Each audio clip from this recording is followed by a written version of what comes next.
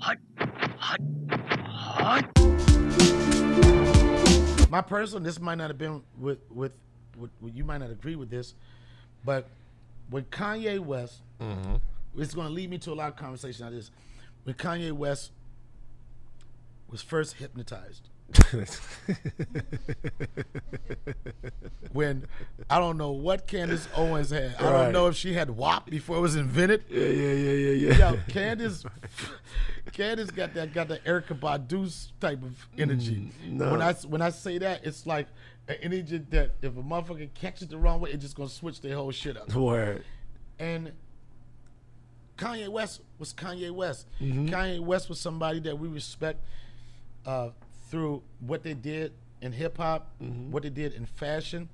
Kanye West, whether he believed it or not at the time, he was a voice. Yeah, sure. He was a voice for the black community, and you didn't agree with his thoughts. Right. And when you did that, man, it felt like, man, and I say this all the time, today sometimes, I know this is going to get me fired. You know what I'm saying? Is that when you put it out there like this, sure. And you said something, and you spoke for a lot of people, and you spoke for, and you spoke in a way you wasn't angry nigga. Sure. You no, laid wasn't it, mad at all. and you laid it down. Yeah. What was it that, and for people don't know, that irritated you about his behavior at that point in his career? Well, nothing irritated me. I don't think I was irritated, but I was hurt. You know what I mean? So, what creatives don't understand a lot of times is that people take these journeys with them. Like you go with somebody. So You evolve with them. You evolve with them.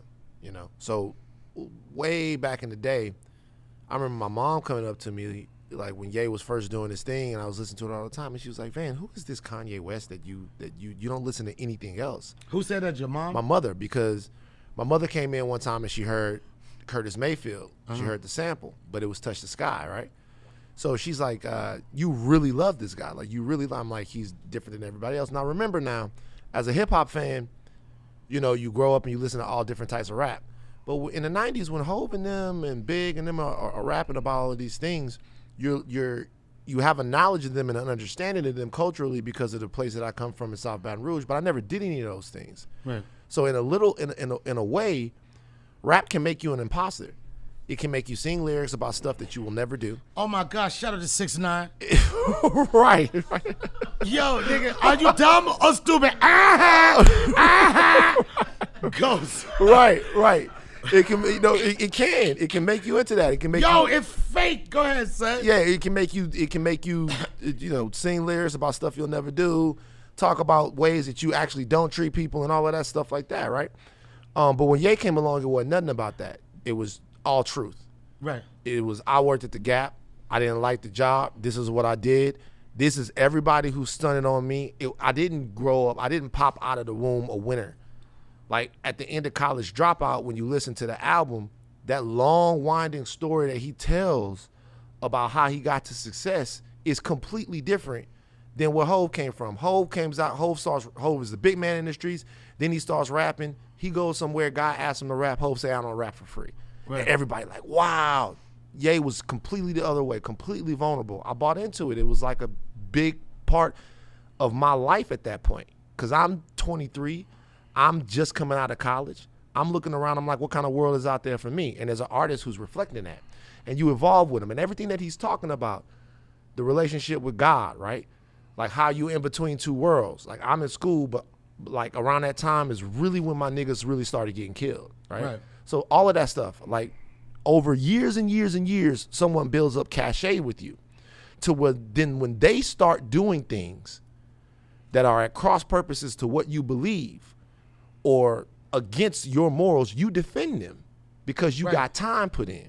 And you did. And I did for years and years and years. Doesn't matter what Ye did.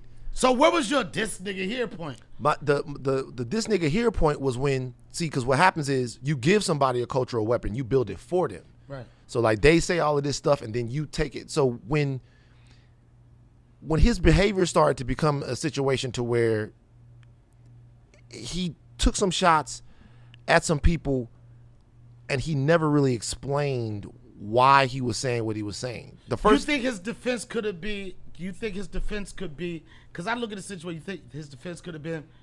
I don't owe you niggas nothing. Well- Does an artist owe you something because they fell in love with you a certain way? no. But we don't owe them anything either. Right. So that's the thing. No, he doesn't owe anyone.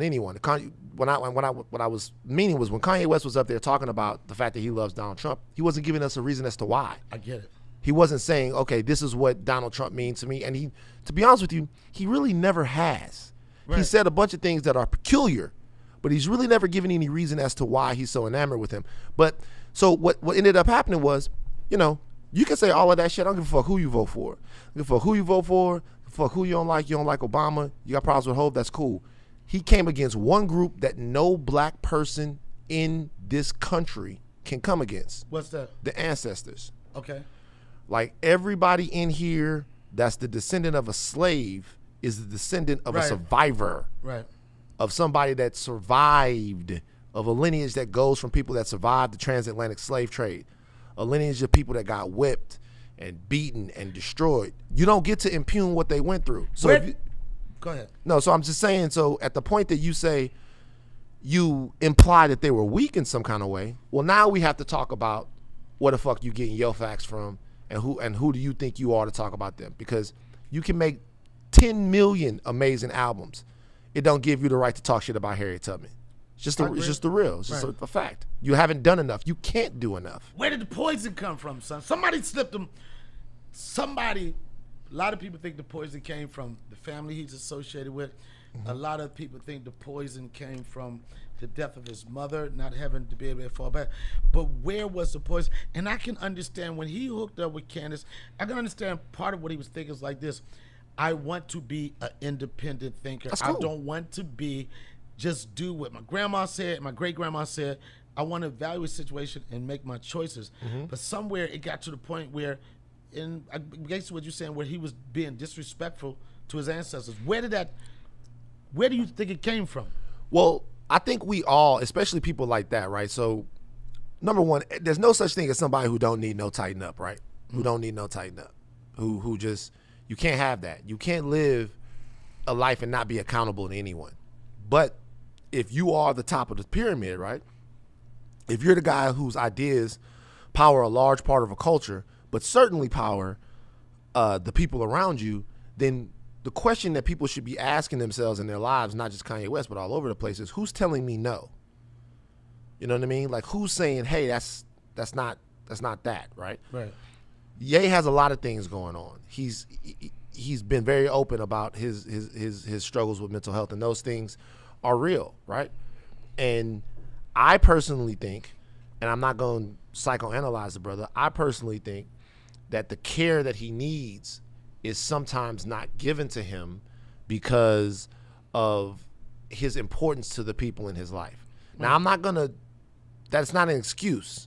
You're still, as a man, 43 years old, you're responsible for what it is that you say. But think about how the music changed, how the fabric of who Kanye West changed when he got around a new group of people. Right. You know what I'm saying? Like he gets excited about being around the new thing.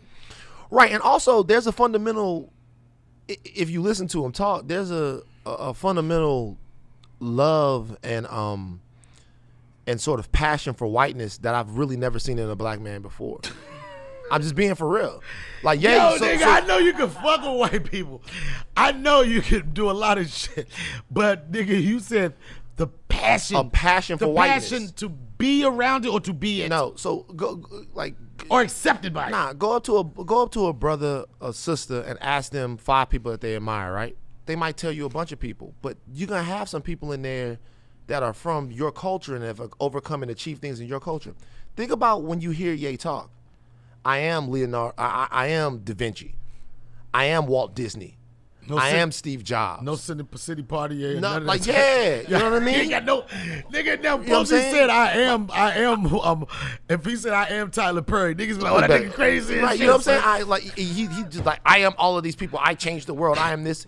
We went on a whole Kanye gotta be a nigga. I am a nigga. One. right. Like he's got to find one guy. Yes. He went on a whole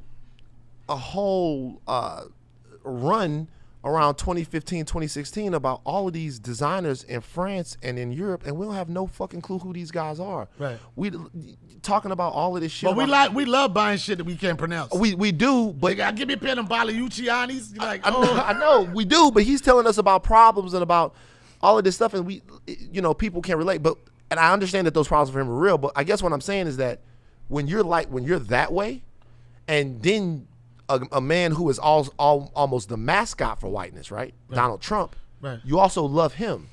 There's something about that energy. we want to know why. We want to know why.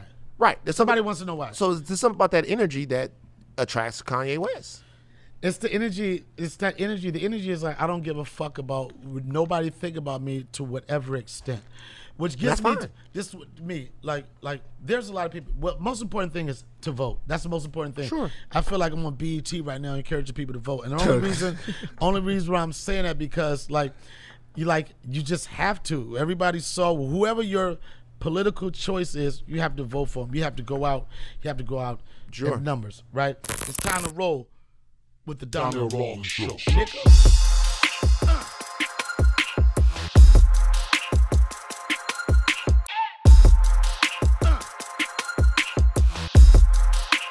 Donnell Rawlings Show. Nigga.